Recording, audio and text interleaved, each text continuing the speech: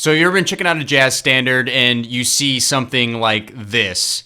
You're like, wait a second, I thought that the sixth chord in the key of C major is supposed to be a minor seventh chord, not a dominant seventh chord. So if you've ever seen that before, that's what we call a secondary dominant. In today's video, I'm gonna break down exactly what that is using the jazz standard All of Me to help us out. That's coming right up. Hey, what's up? Brent here from Learn Jazz Standards, which is a blog, a podcast, and videos all geared towards helping you become a better jazz musician. And hey, if you've never subscribed to this channel before, make sure you do that right below so you can get locked into all the new videos that I come out with every single week. So like I said, today I'm going to be talking about secondary dominance. You know, a lot of times music theory people and jazz musicians especially are teaching this stuff and they don't ever really care to explain what all these funny terms actually mean. So for those of you who are ever wondering, what is a secondary dominant? How does it work? This is going to be a great video for today just to bring things down to the basics to make them really understandable for you. And the importance of going over this stuff is the more that we understand how harmony works, how jazz standards work, the better we're going to be able to improvise over them. All right, so let's go over secondary dominance and what that is all about. Let's start first with a definition. A secondary dominant is when a dominant seventh chord acts as a five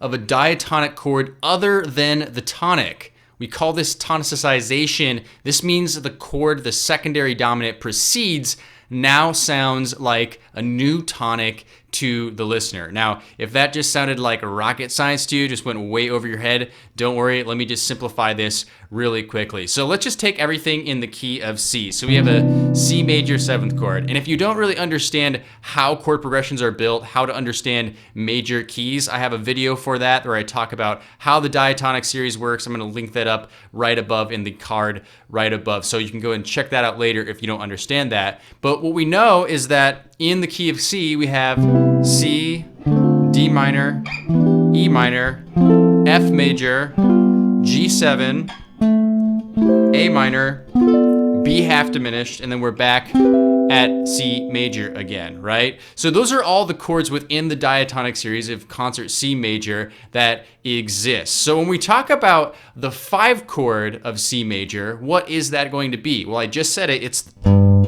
G7. And why is that important? Because a 5 always resolves to a what? A 1, right? At least most often. Now the 5 to 1 is the most important chord progression in really all of any kind of music because it's that tension and that release, that tense feeling like something needs to be resolved, and finally that release. Or maybe it's a minor key, right? So it's that tension and release. And so a secondary dominant is essentially putting a 5 chord in front of another chord within the diatonic key center. So for an example, to make this easy, let's pick another chord within the key of concert C major. Let's pick the 2 chord, which is D minor. All right. So first we just think really quickly, if you want to make this really simple, like a simple way to think about this, just think, what is the 5 chord of D minor? Okay, what is the 5 chord of D minor? So the 5 chord is A7. So we have an A7, or oftentimes in a minor key, we alter that 7. So it's an A7 of some sort, resolving to the 1, D minor. So when we talk about tonicization, it's basically we're taking another chord within the diatonic series and making it a 1 so that to the listener, it sounds like a new 1, all while understanding completely that we're still in the key of concert C.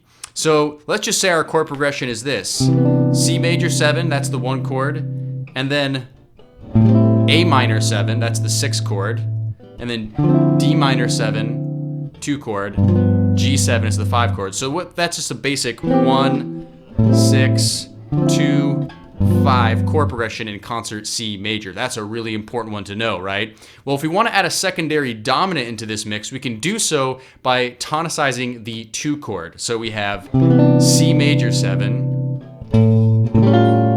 A7. So now we're taking the 6th chord, we're making it dominant because it resolves nicely to the 2 chord. So the 6th chord we're making from minor to a dominant because it is going to approach that D minor 7. It's going to add more voice leading. It's going to add more color. It's going to add, and most importantly, more tension and release to this chord progression, right? So now we have,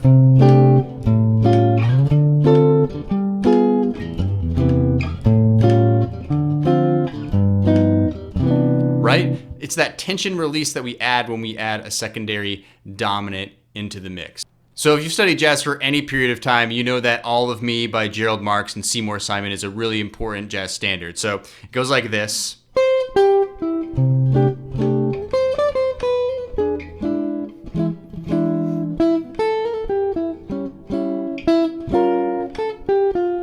Right?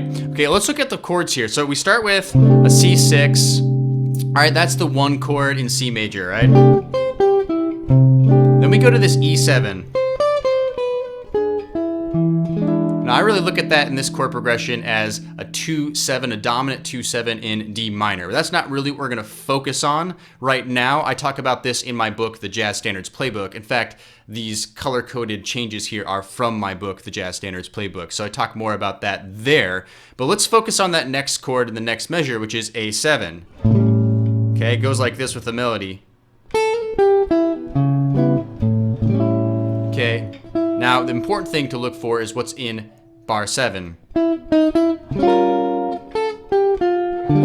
resolves to a D minor. Now we know in the key of concert C, like we just talked about, that the 6th chord is always going to be a minor 7th chord, unless of course we make it a secondary dominant, right, and approach the 2 chord, just like we did here in All of Me. So you can see in the Roman numeral analysis at the bottom, I have the 5 chord of D minor. Hence, it is a secondary dominant to D minor being another chord, a diatonic chord in C major, okay? So we also call that the 5 of 2 is another way to say that. All right, so let's take a look at the next 8 bars here. So you'll see we're back at this E7 again, all right? And the melody goes like this.